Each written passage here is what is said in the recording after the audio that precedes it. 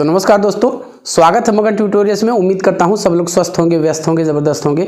दोस्तों, आप लोगों के बार बार कमेंट्स आ रहे थे, बहुत लोगों ने फ़ोन भी किए कि सर NISDLED मामले में क्या कुछ हो रहा है, क्या प्रोग्रेस है, अभी मामला कहाँ तक पहुँचा है, रिव्यू पिटीशन कब तक दायर हो जाएगी, और जो एक बिहार से पिटीशन दायर होने वाली है पप्पू सर के नेतृत्व में, उसका क्या स्टेटस है, कब तक ये दायर हो पाएगी। तो इस संबंध में आज हम लोग बातचीत करने वाले हैं। थोड़ा सा मैं आउट ऑफ स्टेशन था, कुछ पर्सनल काम थे, मुझे जाना पड़ा, इसलिए आप लोग के बीच में नहीं था, लेकिन आज फाइनली मैं आ चुका हूँ। तो इन बिंदुओं पे हम बातें करेंगे। सबसे पहले हम बिहार से लेते हैं, जो पिटीशन दायर करने वाली थी, पिटीशनर बनाए जा रहे थे, और वो पिटीशन का क्या हुआ, कहाँ तक मामला पहुँचा है। बिहार का जैसा कि मैं आपको अपडेट कर चुका हूँ कि जो बिहार की ड्राफ्टिंग है वो काम पूरा हो चुका है। आज मेरी पप्पू सर से बात हुई, मैंने पूछा डिटेल में कि सर कुछ डिटेल बताइए, क्या कुछ हो रहा है, अभी कितना समय और लग सकता है। उन्होंने जो सारी चीज़ें बताई हैं, मैं उसी के अकॉर्डिंग आपसे मैं बातचीत कर रहा हूँ। तो मैंने भी आपसे कहा था, उन्होंने भी बताया था कि बिहार की जो ड्राफ्टिंग का काम है, स्पेशली जो बिहार के पिटिशनर्स हैं उनका हो चुका है। वेस्ट बंगाल का चल रहा है, 1-2 दिन का समय लग सकता है इसमें। अभी उड़ीसा की है बात फंसी हुई है, छत्तीसगढ़ के भी कुछ बच्चे हैं, तो असम के भी इसमें कुछ चीज़ें आ रही हैं। तो इसमें जैसे ही ड्राफ्टिंग का काम पूरा हो जाएगा, तो जो एक फ्रेश पिटीशन के लिए दायर करने की बात की जा रही है, वो एक बड़े वकील यानी कपिल सिब्बल जी का आज भी उन्होंने नाम लिया है, डिटेल बताया है कि उनके बात हो रही है जूनियर से, और वही केस को देखेंगे। यहाँ पे मैं एक चीज़ अपनी तरफ से आप लोगों को कहना चाहूँगा, यदि केस दायर हो जाता है, पिटीशन पड़ जाती है, तो फिर आप लोग पिटिशनर नहीं बन पाएंगे।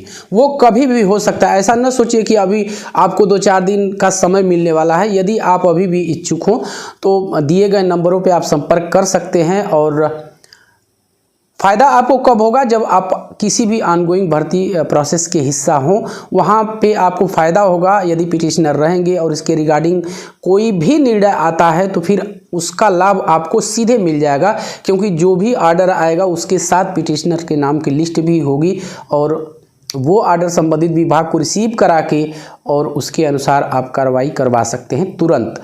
लेकिन यदि आप पिटिशनर नहीं होते हैं तो फिर आपको यही प्रक्रिया फिर से करनी पड़ेगी, और इस आशय का आपको आदेश अलग से लेके आना पड़ेगा कि आप एलिजिबल हैं, आपको कंसीडर किया जाए। तो मेरी बात समझ चुके होंगे, समय नहीं है। आज मेरी बात हुई है, लंबी बात हुई है पप्पू सर से, और उन्होंने कहा कि समय नहीं है, किसी भी वक्त जो बिहार की तरफ से पिटीशन है राहत के लिए कह सकते हैं उसको, वो दायर कर दी जाएगी। तो 1 दिन लग सकते हैं, 2 दिन, मतलब यही समय आपके पास अब गिने हुए दिन है। कितना समय लगेगा ये बताने का समय अब नहीं रहा, जल्दी ही पिटीशन दायर हो जाएगी। तो फिर से मैं आपको एक बार कहता हूँ कि यदि आप पिटिशनर बनना चाहते हैं तो इस चैनल के टेलीग्राम ग्रुप से आप जुड़ जाइए, वहाँ पे सारी डिटेल आपको मिल जाएगी। वरना आप चैनल पे चले जाइए, प्लेलिस्ट चेक कीजिए, वहाँ लाइव नाम से एक प्लेलिस्ट होगी, और उसमें पहली ही वीडियो मिल जाएगी जिसमें सारी डिटेल आपको शुरू में ही दिख जाएगी ऑन स्क्रीन। मैंने उसको स्विच करके रखा हुआ है, तो वहाँ से भी आप डिटेल जाके ले सकते हैं, और उन मोबाइल नंबरों पे, फ़ोन नंबरों पे आप संपर्क करके सारी डिटेल पा के पेमेंट करके पिटिशनर बन सकते हैं। ये तो हो गई एक बात। दूसरी बात कि रिव्यू पिटीशन का क्या हुआ, इस संबंध में भी हमारी बातें हुई हैं, और जो अपडेट निकल के सामने आई है वो ये है कि कल तक, जी हाँ, कल तक रिव्यू पिटीशन दायर कर दी जाएगी। हमें ऐसी जानकारी मिली है, और ऐसा होता है तो कल शाम वाली वीडियो में मैं आपको या तो फिर लाइव ही आके, कोशिश करता हूँ कि रविवार को लाइव आऊँ, लेकिन फिर भी यदि इस तरह की अपडेट मिल जाती है तो फिर मैं आपको अपडेट कर दूंगा बाकायदा। उसका जो भी केस की डिटेल होगी, जो कुछ भी होगा, कब डेट पड़ी है, वो सारी चीज़ें मैं आपको बता दूंगा। तो वो उसका काम अभी भी चल रहा है, वकील जो हैं, एडवोकेट्स लगे हुए हैं रिव्यू के लिए, और वो रिव्यू पिटीशन का काम कल तक पूरी संभावना है कि कल हो ही जाएगा, कल रिव्यू पिटीशन दायर हो जाएगी। अब आगे क्या, रिव्यू पिटीशन के बारे में भी थोड़ी सी मैं आपसे बातें करना चाहूँगा। पप्पू सर से आज बात हो रही थी, उन्होंने बताया कि जो 11 अगस्त का ऑर्डर है, आप लोगों ने भी पढ़ा होगा, हमने भी उसको ब्रीफ किया था आपको कि क्या कुछ है। कम से कम मानिए सुप्रीम कोर्ट ने इतना तो माना है कि NCTE ही वो एक्सपर्ट बॉडी है जो किसी भी कोर्स को कंसीडर कर सकती है, किसी के इक्विवेलेंट या समकक्ष मान सकती है। यदि ये प्रमाणित हो जाता है NCTE के थ्रू कि जो NIOS DLED कोर्स है वो रेगुलर DLED के इक्विवेलेंट है, समकक्ष है, तो फिर वो कंसीडर इसको कर सकते हैं। तो इस तरह का पैरा 40 और 41 में इस तरह की कुछ चीज़ें हैं, इस पर भी डिस्कशन हुआ, आप लोग देख लीजिएगा। यदि आप लोग कहेंगे तो वो पैरा सामने रख के माननीय सुप्रीम कोर्ट का जो ऑर्डर 11 अगस्त का है उसका पैरा नंबर 40 और 41 को लेकर के भी मैं एक डिटेल वीडियो बना दूंगा जिसमें ये सारी चीज़ें मेंशन की गई है। अब आपको क्या करना है, बहुत सारे बच्चे थोड़ा सा अधीर हो रहे हैं। बंगाल से मुझे फ़ोन आते हैं, बिहार से फ़ोन आते हैं, हर राज्य से फ़ोन आते हैं। देखिए, ये इसमें आप हड़बड़ी नहीं दिखा सकते हैं क्योंकि हमारे हाथ में कुछ भी नहीं है। जो भी है वो जुडिशरी के हाथ में है। जिस तरह से न्यायालय आदेश देगा, जिस तरह से इसकी सुनवाई करेगा, उसी हिसाब से हमें भी चलना पड़ेगा। हमें ध्यान किस पे देना है, डॉक्यूमेंटेशन पे। और दूसरी सबसे बड़ी चीज़ है, देखिए DLED के साथ NIOS DLED के साथ बुरा तो हो ही चुका है।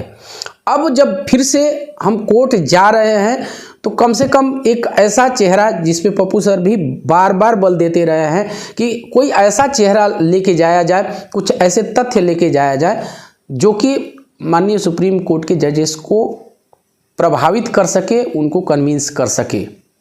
दूसरी चीज़ एक और भी निकल के आई है, एडवोकेट्स के हवाले से ही ये चीज़ें निकल के आई हैं कि यदि कई राज्य मिलके एक साथ जाते हैं, बंच में जाते हैं, तो बहुत संभावना रहेगी कि कोई अलग से बेंच दे दी जाए, कोई अलग बेंच मिलने की संभावना रहेगी।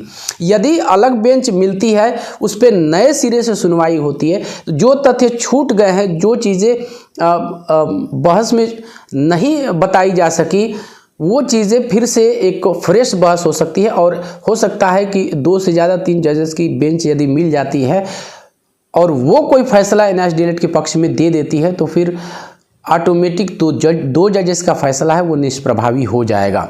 तो यही तैयारियां चल रही हैं दोस्तों।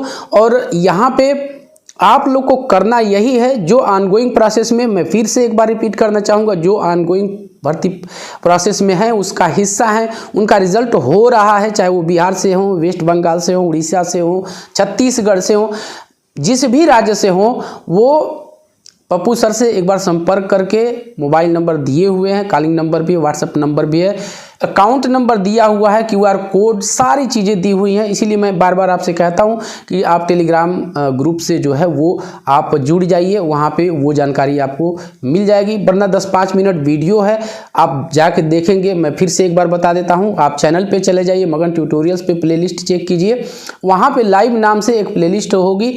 वो वीडियो आपको पप्पू सर का ऊपर ही थंबनेल लगा हुआ है, वो पहली ही वीडियो होगी, उसको जाके आप देख लेंगे। सारी डिटेल वहाँ भी ऑन स्क्रीन मैंने की हुई है, वरना टेलीग्राम पे और आप कम्युनिटी टैब पे भी, कम्युनिटी पोस्ट पे भी जाके वो सारी डिटेल देख सकते हैं। लेटेस्ट कम्युनिटी टैब मैं समझता हूं कि वही है, उसी से संबंधित है। तो बस दोस्तों यही कहना था, आप लोग को धैर्य रखना है, थोड़ी सी यूनिटी रखनी है। यदि भविष्य में कोई ऐसा नहीं कि जो पिटिशनर हैं वो तो सहयोग करके पिटिशनर बन ही रहे हैं, जो बाहर भी बच्चे हैं, क्योंकि NIOS DLED का सर्टिफिकेट की ज़रूरत तो उनको भी लगने वाली है। इस वैकेंसी में उनका रिजल्ट न हो रहा हो, न भर पाए हों, अप्लाई न कर पाए हों, लेकिन आने वाली वैकेंसीज़ के लिए उनको वो NIOS DLED के सर्टिफिकेट चाहिए और वैलिड हालत में चाहिए। तो उनका भी एक कर्तव्य तो बनता ही है कि आप बाहर से भी सपोर्ट दिखा सकते हैं। हालांकि इस तरह की कोई अभी अपडेट नहीं है, ना डिमांड आई है। यदि इस तरह की अपील की जाती है तो जाहिर सी बात है कि वो पप्पू सर ही करेंगे और सामने आके बिल्कुल आप करेंगे, तो उसके लिए भी आप लोग तैयार रहिए। यदि कपिल सिब्बल जी हैं, पर्याप्त फंड नहीं हो पाया है, पप्पू जी बार बार इस चीज़ को कहते रहे हैं, अब भी कह रहे हैं कि पर्याप्त फंड हम नहीं ले पाए, लेकिन फिर भी केस दायर कर देना चाहिए। केस दायर हम कर देंगे, इसके बाद सारी चीज़ें और आगे भी होती रहेंगी। तो जो बाहर भी हैं उनको भी कम से कम एक हम कहें कि एक माइंडसेट अपना बना के रखना है कि उनसे भी यदि थोड़ा मोड़ा सहयोग की अपील की जाती है तो वो निस्वार्थ भाव से हम कहें। देखिए कोर्ट में मामला है तो हार और जीत अपनी जगह, हम कोई निश्चित रूप से कुछ चीज़ें नहीं कह सकते हैं इस संबंध में, लेकिन फिर भी पूरी तैयारी के साथ जा रहे हैं तो हम ऐसी उम्मीद कर सकते हैं कि हम ज़रूर और ज़रूर जीतेंगे। तो बस दोस्तों यही था आज की इस वीडियो में। उम्मीद करते हैं कि आपको वीडियो पसंद आई होगी, और चलते चलते वही रिक्वेस्ट दोस्तों, कृपया इस चैनल को लाइक शेयर और सब्सक्राइब ज़रूर कीजिए दोस्तों। जब आप ऐसा करते हैं तो हमें एक मोटिवेशन ज़रूर मिलता है। मिलते हैं अगली वीडियो में, तब तक के लिए नमस्कार।